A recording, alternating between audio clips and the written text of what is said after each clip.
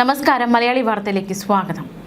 തിരഞ്ഞെടുപ്പിൽ കനത്ത പരാജയമേറ്റതോടെ പിണറായി വിജയനെതിരെ തിരിയുകയാണ് പാർട്ടിക്കുള്ളിൽ നിന്ന് തന്നെ പലരും. ഇതിനിടയിൽ ഇതാ കെ രമയും പിണറായി വിജയനെതിരെ രംഗത്ത് വന്നിരിക്കുകയാണ്. തിരഞ്ഞെടുപ്പിലെ കനത്ത പരാജയത്തിന്റെ ധാർമ്മിക ഉത്തരവാദിത്തം ഏറ്റെടുത്ത് പിണറായി വിജയൻ MLA സ്ഥാനം രാജിവെക്കുകയാണ് വേണ്ടതെന്ന വെല്ലുവിളിയാണ് RMP നേതാവും വടകര MLA-യുമായ കെ രമ വെല്ലുവിളിച്ചിരിക്കുന്നത്. അദ്ദേഹം MLA ആയി ജയിച്ചതേ ഉള്ളൂ, നിയമസഭയിലോട്ട് കാലെടുത്ത് വയ്ക്കുക പോലും ചെയ്തില്ല. അതിന് മുന്നേ തന്നെ അദ്ദേഹം MLA സ്ഥാനം രാജിവെക്കണമെന്ന ഒരു വെല്ലുവിളി ഉയർത്തിയിരിക്കുകയാണ് കെ രമ. RMPയിൽ ആലോചിച്ച ശേഷം മാത്രമേ മന്ത്രിസ്ഥാനം സംബന്ധിച്ച് തീരുമാനമെടുക്കുകയുള്ളൂ എന്നും മന്ത്രി ചർച്ചകളുമായി ബന്ധപ്പെട്ടുള്ള വിഷയത്തിൽ അവർ പ്രതികരിക്കുകയുണ്ടായി. മുഖ്യമന്ത്രിയെ കോൺഗ്രസ് തീരുമാനിക്കും. വടകരയിൽ നൽകിയ പിന്തുണയ്ക്ക് നന്ദി അറിയിക്കാൻ മുസ്ലിം ലീഗ് സംസ്ഥാന അധ്യക്ഷൻ പാണക്കാട് സാദിഖ് അലി ശിഹാബ് തങ്ങളെ കണ്ട ശേഷം മാധ്യമങ്ങളോട് സംസാരിക്കവെയാണ് ഇത്തരത്തിലുള്ള പ്രതികരണം കെ രമ നടത്തിയത്. രക്തസാക്ഷി ഗ്രാമങ്ങളും CPM-ന്റെ ശക്തി കേന്ദ്രങ്ങളുമായ കയ്യൂരും കരിവെള്ളൂരും ഉൾപ്പെടെയുള്ള ഗ്രാമങ്ങളിൽ പാർട്ടിക്ക് അടിപതറിയെന്നും കെ രമ വിമർശിച്ചു. അരിവാളും മുട്ടിയും അല്ലാതെ മറ്റൊരു ചിഹ്നത്തിന് വോട്ട് ചെയ്യാൻ താല്പര്യമില്ലാത്ത കമ്മ്യൂണിസ്റ്റുകാർ കൈപ്പത്തിക്കും കോണിക്കും വോട്ട് ചെയ്യാൻ തയ്യാറായി എന്ന് പറഞ്ഞാൽ അത്രയേറെ പാർട്ടി വിരുദ്ധതയും ഭരണവിരുദ്ധതയും നേതാക്കന്മാർക്കെതിരായ വികാരവും കൃത്യമായി തന്നെ അണികളിൽ ഉണ്ടെന്നത് വ്യക്തമാണ്. ജയിച്ച സ്ഥലത്തെല്ലാം UDF വലിയ ഭൂരിപക്ഷമാണ് നേടിയിരിക്കുന്നത്. LDF ജയിച്ച സീറ്റുകളിലാകട്ടെ ചെറിയ ഭൂരിപക്ഷം. ജനങ്ങളിൽ അത്രമാത്രം ശക്തമായ ഭരണവിരുദ്ധ വികാരമുണ്ട് എന്നും കെ രമ വിമർശിച്ചു. നിയമസഭയിൽ കഴിഞ്ഞ 5 വർഷവും തങ്ങളുടെ ശബ്ദങ്ങളെ അടിച്ചമർത്താൻ വേണ്ടി മറുപക്ഷത്ത് 99 ആളുകൾ നടത്തിയ ശ്രമങ്ങളുണ്ട്. 41 പേർ ആ സമയത്തും ഇപ്പുറത്തുണ്ടായിരുന്നു. ഇപ്രാവശ്യം അപ്പുറത്ത് 35 പേർ മാത്രമേ ഉള്ളൂ. പക്ഷേ ഞങ്ങൾ ഒരു കാരണവശാലും പ്രതിപക്ഷത്തിലെ ശബ്ദങ്ങളെ അടിച്ചമർത്തില്ല. വിമർശനങ്ങൾ ഉൾക്കൊണ്ട് തിരുത്തേണ്ടത് തിരുത്തി മുന്നോട്ട് പോയി സാധാരണ ജനങ്ങളുടെ ജീവിത പ്രയാസങ്ങൾ പരിഹരിക്കാൻ ആവശ്യമായ പ്രവർത്തനങ്ങൾക്ക് മേൽനോട്ടം വഹിക്കും. അതിന് UDF നേതൃത്വം തയ്യാറാകുമെന്ന് തന്നെയാണ് തന്റെ വിശ്വാസമെന്നും കെ രമ വ്യക്തമാക്കി. കഴിഞ്ഞ 5 വർഷം പ്രതിപക്ഷ ശബ്ദം അടിച്ചമർത്താനാണ് LDF ശ്രമിച്ചത്. UDF അങ്ങനെ ചെയ്യില്ല എന്നാണ് കെ രമയുടെ അവകാശവാദം. പ്രതിപക്ഷ വിമർശനങ്ങൾ UDF കേൾക്കുമെന്നും അതനുസരിച്ച് പ്രവർത്തിക്കുമെന്നും കെ രമ വ്യക്തമാക്കുന്നു. പിണറായിക്ക് പ്രതിപക്ഷ നേതാവ് ആവുകയല്ലാതെ വേറെ ഒന്നും ചെയ്യാൻ കഴിയില്ലല്ലോ. പരാജയത്തിന് ധാർമ്മിക ഉത്തരവാദിത്തം ഏറ്റെടുക്കാൻ പിണറായി തയ്യാറാകണം.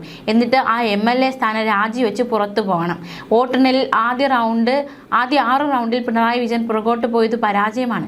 ധർമ്മടം പോലുള്ള മണ്ഡലത്തിൽ പിണറായി വിയർക്കുന്ന കാഴ്ച. കുലംകുത്തികൾ എന്ന് വിശേഷിപ്പിച്ച് മുന്നോട്ട് പോയ ഇരട്ടച്ചങ്കൻ വിയർക്കുകയാണ്. പിണറായി MLA സ്ഥാനം രാജിവെക്കണമെന്ന് ആവർത്തിച്ച് കെ രമ ആവശ്യപ്പെടുകയാണ്. ഈ വോട്ടെണ്ണൽ സമയത്ത് 6 റൗണ്ടുകൾ പിണറായി വിജയൻ പിന്നിലോട്ട് പോയപ്പോൾ ആ സമയത്ത് തന്നെ കെ രമ ഫേസ്ബുക്ക് പോസ്റ്റിലൂടെ പ്രതികരിച്ചിരുന്നു. പിന്നിട്ട് 6 റൗണ്ടുകൾ മതി കേരളമേ, ഇത് മതി.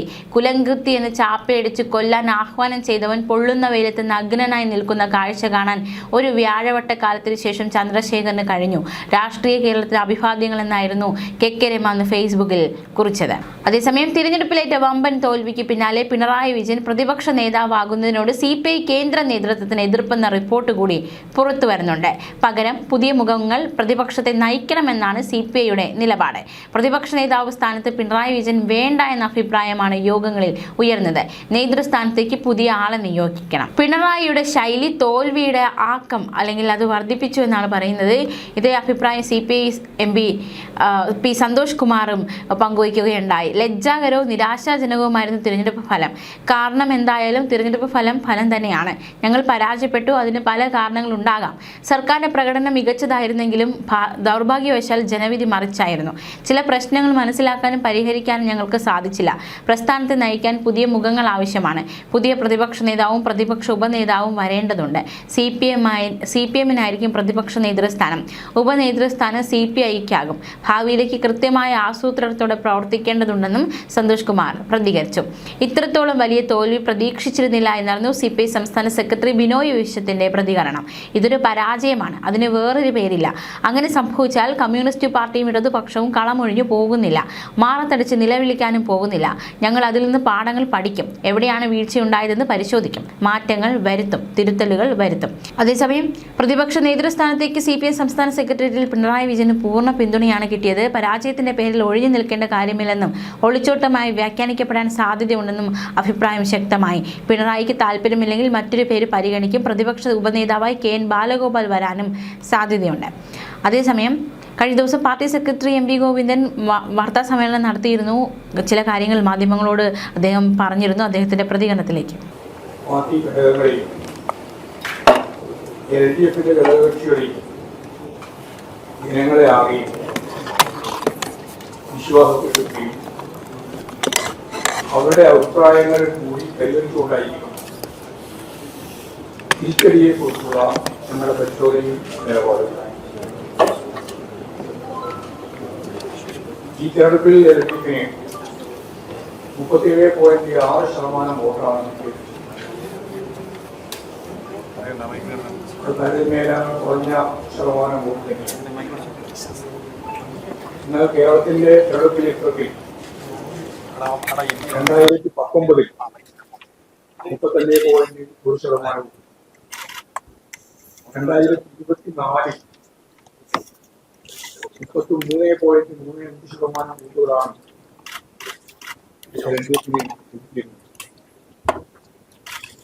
ആ സന്ദർഭത്തിലെല്ലാമുള്ള തിരിച്ചടിയിൽ നിന്ന് പാഠം പഠിക്കുകയും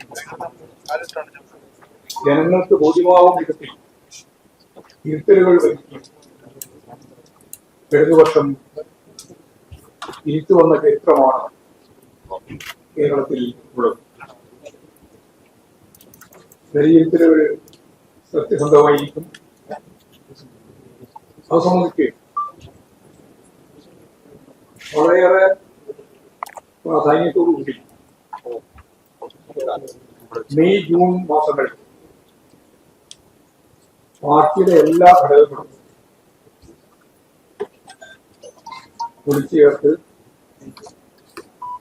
എല്ലാ സഖാക്കൾക്കും പറയുന്നത്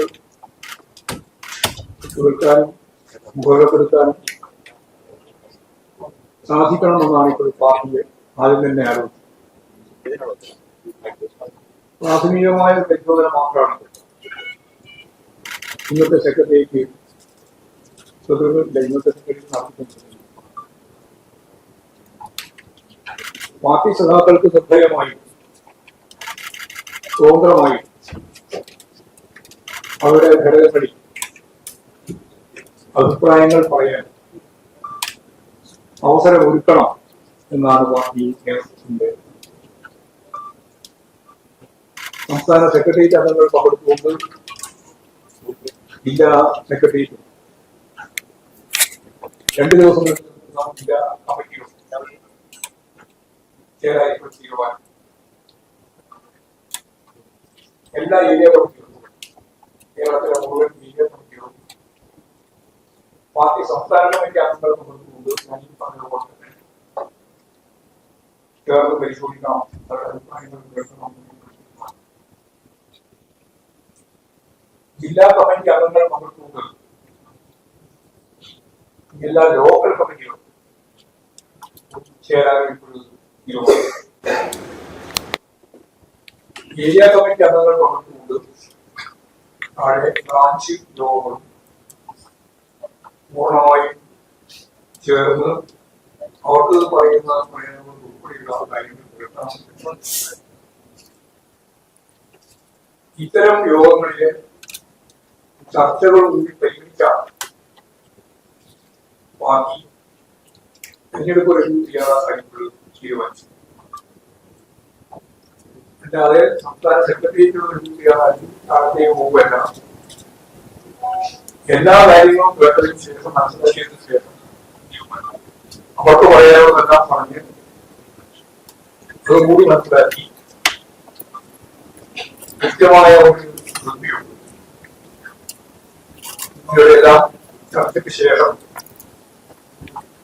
തയ്യാറാക്കണം എന്നാണ് പാർട്ടി സംസ്ഥാന